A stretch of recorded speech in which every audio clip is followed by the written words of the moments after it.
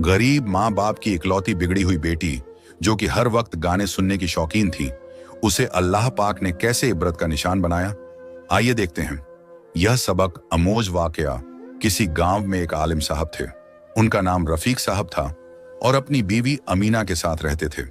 बड़ी मन्नत मुरादों के बाद उनको अल्लाह पाक ने एक ही बेटी अता की थी। रफीक साहब अपनी बेटी से बहुत ही मोहब्बत करता था। दोनों मियाँ बीवी ने बड़े लाड़ प्यार से अपनी बेटी को पाला।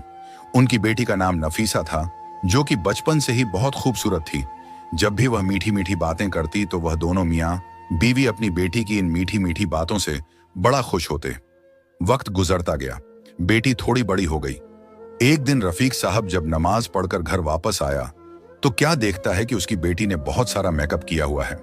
तो रफीक साहब को इस बात पर बड़ा गुस्सा आया। उसने अपनी बीवी को कहा, ऐ अल्लाह की बंदी, समझाओ अपनी बेटी को, यह क्या उसने हरकतें शुरू कर दी। इकलौती बेटी होने का यह मतलब नहीं कि यह इस तरह की गंदी हरकतें करें। तुम उसे पर्दे की नसीहत करो, यह पर्दा किया करे, ना कि यह फैशन करके बाहर घूमे। आलिम साहब की बीवी को इस बात का बहुत गुस्सा आया कि उसने उसकी लाडली बेटी को डांट दिया। उसने शौहर को तो कुछ ना बोला, लेकिन बेटी का हाथ पकड़कर नाक फुलाए हुए अंदर चली गई। रफीक साहब कहने लगा, देख लेना, एक दिन तुम जरूर पछताओगी। अगले दिन रफीक साहब काम के सिलसिले में सऊदी अरब चला गया। जाते वक्त रफीक साहब अपनी बेटी का माथा चूमने लगा और कहने लगा, बेटी हमेशा खुश रहो, बस कुछ अरसे की बात है, फिर मैं घर वापस तेरे पास लौट आऊंगा। बस तुम माँ बेटी अपना ख्याल रखना। ऐसे ही वक्त गुजरता गया। एक दिन नफीसा की माँ घर का कुछ काम कर रही थी तो अचानक बेटी अपनी माँ के पास आई और कहने लगी, माँ मुझे मोबाइल लेना है। मेरे साथ की जो लड़कियां हैं कॉलेज में अपने साथ मोबाइल लेकर आती हैं, इंस्टाग्राम पर रील भी बनाती हैं, गाने सुनती हैं, तो मेरा भी दिल करता है कि मैं भी मोबाइल लूं। जब इतनी बात माँ ने सुनी तो माँ के तो पैरों तले जमीन खिसक गई। माँ बोली, बेटी ये तुम क्या कह रही हो?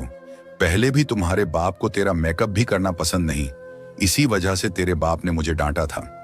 लेकिन माँ की बात सुनकर नफीसा को बहुत ही ज्यादा गुस्सा आया। अपनी माँ को बोली, माँ मुझे नहीं पता, ना तो मैं कुछ खाऊंगी, ना पीऊंगी, ना कोई घर का काम करूंगी और ना ही कॉलेज जाऊंगी।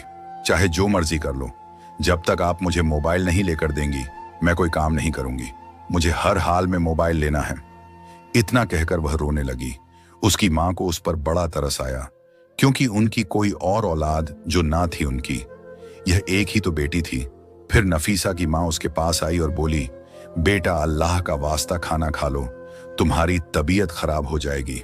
चलो मैं तुम्हारे आगे हार मान लेती हूँ, मैं तुम्हें मोबाइल लेकर दूंगी, बल्कि हम आज ही तुम्हारा मोबाइल लेकर आएंगे। यह बात सुनते ही नफीसा के चेहरे पर मुस्कुराहट आ गई। इसके बाद दोनों माँ बेटी बाजार चली गई और नफीसा की माँ ने उसे नया मोबाइल खरीद दिया। अब तो नफीसा बहुत ही ज्यादा खुश थी, क्योंकि उसकी इतनी बड़ी ख्वाहिश जो पूरी हो गई थी, जो कि नामुमकिन थी। उसका बाप तो उसे कभी भी मोबाइल ना लेकर देता, लेकिन उसकी माँ उसकी जिद के आगे हार गई थी। और अब आगे क्या होने वाला था, यह आप लोग जरूर सुन के जाइएगा। नफीसा ने जब घर आकर मोबाइल को डब्बे से निकाला तो उसकी माँ खुशी खुशी पास बैठकर बोली, बेटा ये मुझे भी दिखाओ किस तरह का होता है। तो नफीसा के तो फौरन ही तेवर बदल गए। कहने लगी, माँ जा काम कर, तुझे क्या पता मोबाइल क्या होता है और कैसे चलता है? तू कौन सा पढ़ी लिखी है? तू तो है ही जाहिल। माँ को गुस्सा तो आया, लेकिन बेटी की खातिर माँ ने सब नजरअंदाज कर दिया। फिर वक्त यूं ही गुजरता गया। वह लड़की दिन पर दिन बिगड़ती गई, मोबाइल में हर वक्त घुसी रहती, माँ का कहना ना मानती, ना कोई घर का काम करती और ना ही नमाज अदा करती। और जब माँ नमाज पढ़ने लगती तो उस लड़की को इस बात की कोई फिक्र ना होती, बस वह मोबाइल में गाने चलाकर सुकून से सुनती रहती। जब उसकी माँ का नमाज से जहन उल्टा होता तो वह बेटी से बोलती, बेटी इसकी आवाज कम कर लो, मैं नमाज पढ़ रही हूं तो ध्यान भटकता है।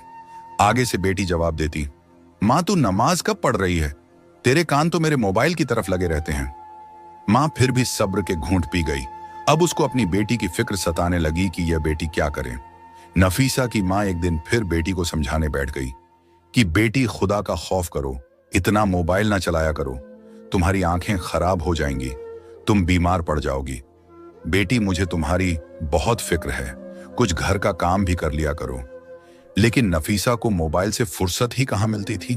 उसने अपनी माँ को इतनी बात सुनने पर धक्का दिया और कमरे से बाहर फेंक दिया और कहने लगी कि मुझे डिस्टर्ब करने क्यों बार बार आ जाती हो। जब लाइट ऑफ हो जाएगी मोबाइल चार्जिंग पर लगाकर घर का काम कर लूंगी। उस वक्त नफीसा की माँ को एहसास हुआ कि उसने कितनी बड़ी गलती कर दी और अब तो यह लड़की मेरे हाथों से निकल चुकी है। पहले तो नफीसा मोबाइल पर गाने ही सुनती थी, लेकिन अब तो उसने हद ही पार कर दी। वह जिस कॉलेज में पढ़ती थी उस कॉलेज में उसके साथ एक लड़का पढ़ता था जिसके साथ नफीसा की दोस्ती हो गई और दिन रात उसके साथ कॉल में लगी रहती और नफीसा अपना दिल उस लड़के को दे बैठी थी। वह लड़का उसे हर तरह की हरकत पर मजबूर कर रहा था और नफीसा हर बात उसकी मानती जा रही थी। अब तो उसे अपनी माँ बिल्कुल भी अच्छी नहीं लगती थी। वह अपनी माँ को बर्दाश्त ही नहीं कर पा रही थी। बस हर वक्त यह दुआ करती, कोई ऐसा दिन आ जाए और मेरी माँ कहीं गायब हो जाए, घर से ही चली जाए और मैं उस लड़के से जीभ भर के बातें करूं। ऐसे ही जब वह उस लड़के को अपनी तस्वीरें भेज रही थी तो नफीसा की माँ ने उसे देख लिया तो उसने नफीसा के मुंह पर एक थप्पड़ मारा और बोली, क्या मैंने इसलिए तुझे मोबाइल लेकर दिया था? नफीसा को इतनी बात सुनकर बड़ा गुस्सा आया। उसने अपनी माँ को एक झटके से जमीन पर फेंका और मारने लगी और साथ साथ यह कह रही थी कि तुम्हारी हिम्मत कैसे हुई? मुझे थप्पड़ मारने की मेरी अपनी जिंदगी है, मैं उसे अपनी मर्जी से जीऊंगी और एक तू है कि मुझे जीने का कोई हक नहीं देती। न कहीं तू मरती है न मेरी जान छोड़ती है। अब तो नाफरमानी की सब हदें ही पार कर चुकी थी। वह अपनी माँ को बुरी तरह मार रही थी।